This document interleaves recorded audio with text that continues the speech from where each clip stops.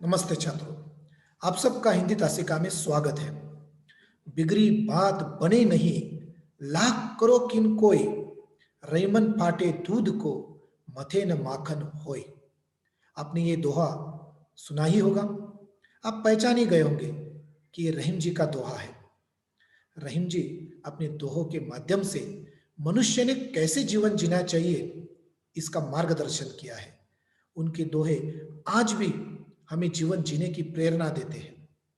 संसार की कोई भी वस्तु कितनी ही छोटी क्यों ना हो, उसका मान सम्मान करना चाहिए, यह हमें रहीम जी ने तो बताया है।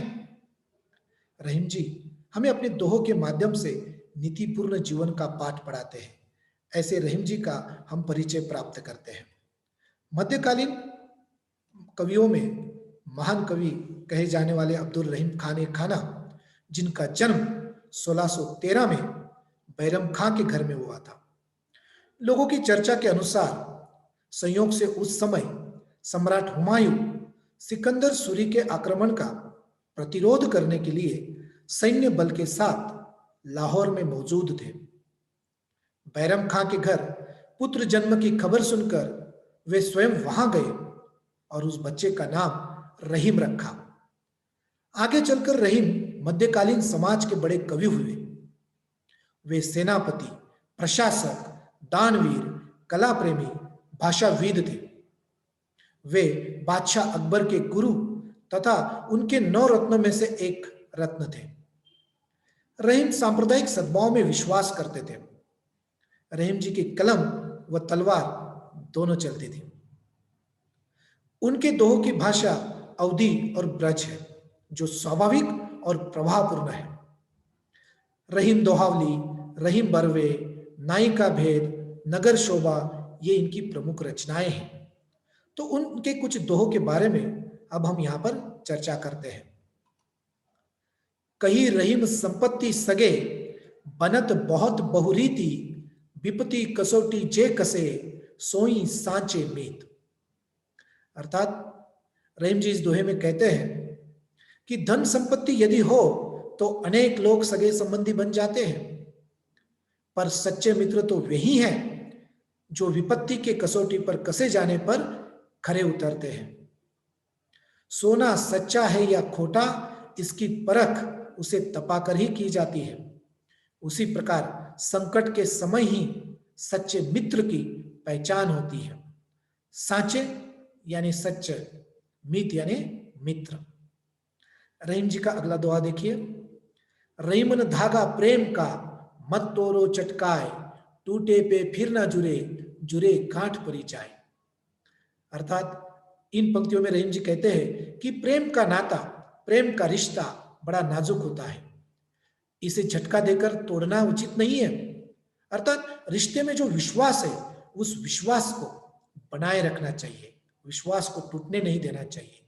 एक सरल धागा अगर हम उसे तोड़ दें और उसको पहले जैसे करने का प्रयास करें तो उसमें गांठ मारनी पड़ेगी और वो गांठ हमें दिखाई देगी। उसी प्रकार अगर टूटे हुए रिश्ते को हम फिर से जोड़ने का प्रयास करते हैं, और जोड़ना भी चाहिए, परंतु उसमें वो दरार तो दिखाई देगी, जैसे रस्सी में गांठ दिखाई देती है। तो हमें वो दरार ही निर्माण नहीं होने देनी है रिश्ते में। हमें रिश्ते को तोड़ना ही नहीं है, उस विश्वास को कायम बनाए रखना चाहिए। ये महान संदेश हमें रहीम जी ने दिया है। अगला दोहा देखिए कि बड़े बड़ाई ना करे, बड़े न बोले बोल, रहीमन हीरा कब कहे, लाख टका है मोल।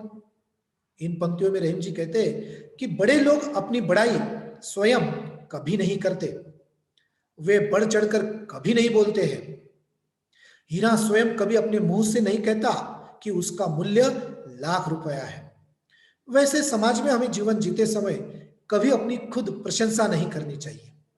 हमारा व्यक्तित्व ही ऐसा होना चाहिए कि लोग उससे प्रभावित हो। हमारे कार्य महान होने चाहिए जो देश और समाज के कल्याण के हित में हो, तो हमें अपनी बढ़ाई करने की जरूरत नहीं पड़ती। रहीम जी अगले दोहे में क्या कहते देखिए कि रहीमन देख बड़ेन को, लघु न दीजिए डारी, जहां काम आवे सुई, कहां करे तलवारी।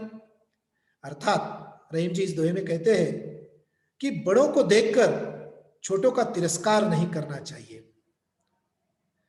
हर एक व्यक्ति का अपना महत्व होता है, वैसे ही हर एक वस्तु का भी अपना महत्व होता है। सुई के उदाहरण के माध्यम से रहीम जी कहते हैं कि सुई तलवार से छोटी है, पर सुई का अपना कार्य है, अपना महत्व है।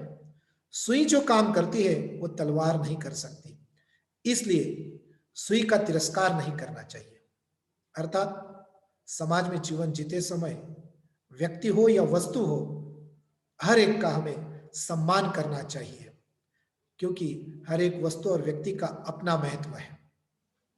रहीम जी अगले दोहे में कहते हैं, रूठे सुजन मनाइए जो रूठे सो बार, रहीमन फिरी फिरी पोइए टूटे मुक्ताहार। अर्थात जो हमारा प्रियतम है, सुजन यानी हमारा प्रियतम, उसको मनाइए जो रूठा हुआ है, जो 100 बार भी रूठे फिर भी उसे मनाइए। जैसे एक धागा टूट जाता है, उसमें से मोती बिखर जाते हैं, तो हम क्या करते हैं, उस हार को उन मोतियों से फिर से बनाते हैं। भले ही वो कितने बार ही क्यों ना टूटे, हम मोतियों को संभाल कर फिर उन्हें धागे में पिरोते हैं और हार बनाते हैं। वैसे ही हमारा जो प्रियतम है, हमारा जो अपना स्नेही है, वो कितनी ही बार क्यों ना रूठे, हमें उसे मनाना चाहिए, अपने रिश्ते को कायम रखना चाहिए। अगले दोहे में रहीम जी कहते हैं, वे रहीम नरधन्य है पर उपकारी अंग, बाटन वारे को लगे जो मेहंदी को रंग। अर्थात रहीम जी इन पंक्तियों में कहते हैं कि वे पुरुष धन्य है जो दूसरों का उपकार करते हैं, यानी दूसरों की सहायता करते हैं, उनकी मदद के लिए हमेशा तत्पर रहते हैं, और इससे उनका व्यक्तित्व झलक उठता है, उनके व्यक्तित्व में निखार आ जाता है, उनका व्यक्तित्व सुशोभित हो जाता है। जैसे कोई मेहंदी बांटने वाला व्यक्ति जब अपना हाथ देखे तो उसके हाथ पे पर मेहंदी लग जाती है, देखा जाए तो वो मेहंदी बांट रहा था पर उसका हाथ भी सुशोभित हो गया। वैसे ही जो उपकार करने वाला व्यक्ति है, जो सबकी सहायता करने वाला व्यक्ति है, उसका व्यक्तित्व ऐसे ही सुशोभित हो जाता है। रहीम जी अगले दोहे में कहते हैं, तरुवर फल नहीं खात है सरवर पियहि न पान, कही रहीम पर काज हित, संपत्ति सच ही सुजा। तरुवर यानी वृक्ष और सरवर यानी सरोवर। जैसे वृक्ष, उस पर जो फल है उसे वो स्वयं नहीं खाता है, वो दूसरों को देता है। सरोवर जिसमें पानी संचित है, वो पानी स्वयं नहीं पीता है बल्कि उसके यहां आए पशु पक्षियों को वो देता है। वैसे ही रहीम कहते हैं कि पर काज हित यानी दूसरों के हित के लिए, संपत्ति सचई सुजान, सज्जन लोग जो है, सुजान यानी सज्जन, सज्जन लोग संपत्ति को संचित करते हैं और जन कल्याण के लिए, दूसरों के हित के लिए उस संपत्ति का उपयोग करते हैं। हमें संसार में इसी प्रकार वृक्ष, सरोवर, इनसे सीखना चाहिए कि हमारे पास जो कुछ भी है वो दूसरों के कल्याण हेतु उपयोग में लाए, निस्वार्थ हम दूसरों की सेवा करें। रहीम जी अगले दोहे में कहते हैं कि रहीमन वे नर मर गए जो कछु मांगन जाही, उनते पहले वे मुए जिन मुख निकसत नाही। अर्थात इन पंक्तियों में रहीम जी कहते हैं कि वो नर मर गए, नर यानी पुरुष, कि वो मनुष्य, वो पुरुष मर गया जो दूसरों से मदद मांगता है। अर्थात हर मनुष्य को स्वावलंबी होना चाहिए। परंतु रहीम जी आगे कहते हैं कि उनसे भी पहले वो लोग मर गए जो दूसरों की मदद करने के लिए इनकार कर देते हैं, जिनके मुख से ना ही यही शब्द निकलता है, जो हमेशा दूसरों की मदद करने के लिए तत्पर नहीं रहते हैं, ऐसे लोग उस मदद मांगने वाले से पहले ही मर चुके हैं। रहीम जी के दोहों से हमें सीख मिलती है कि हमें अपने मित्र का सुख दुख में बराबर साथ देना चाहिए। हमारे मन में परोपकार की भावना होनी चाहिए। जिस प्रकार प्रकृति हमारे लिए सदैव परोपकार करती है, उसी प्रकार हमें दूसरों की मदद करनी चाहिए। रहीम जी वृक्ष और सरोवर की ही तरह संचित धन को जन कल्याण में खर्च करने की सीख देते हैं। रहीम जी के दोहों का हमारे जीवन में बेहद महत्व है, लेकिन बदलती जीवन शैली के कारण सभी इन्हें भूलते जा रहे हैं। रहीम जी जैसे प्रेरक महापुरुषों के उत्कृष्ट विचारों से ओतप्रोत होने से हमारे अंदर सकारात्मक ऊर्जा का भरपूर संचार होता है। जीवन को आसान और उपयोगिता से समझाने वाले रहीम दास जी के दोहे चाय में डाली गई शक्कर के जैसे हैं, जो थोड़ी सी डालने पर ही पूरी चाय को मीठा कर देते हैं। रहीम जी के दोहे अनंत काल तक ऐसे ही सभी के जीवन को प्रकाशित करते रहेंगे, इसमें कोई शक नहीं है।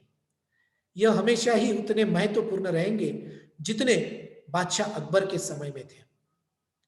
हम जीवन जीते समय अगर रहीम जी के संदेश को अपना ले, उनकी सीख को अपना ले, तो हमारा जीवन खुशहाल होगा ही, साथ ही समाज भी स्वास्थ्यपूर्ण जीवन जिएगा और उसका परिणाम यह होगा कि हमारा देश खुशहाल होगा, संपन्न होगा। तो छात्रों, तो रहीम जी की सीख को अपनाओगे ना? अपनाना ही चाहिए। धन्यवाद।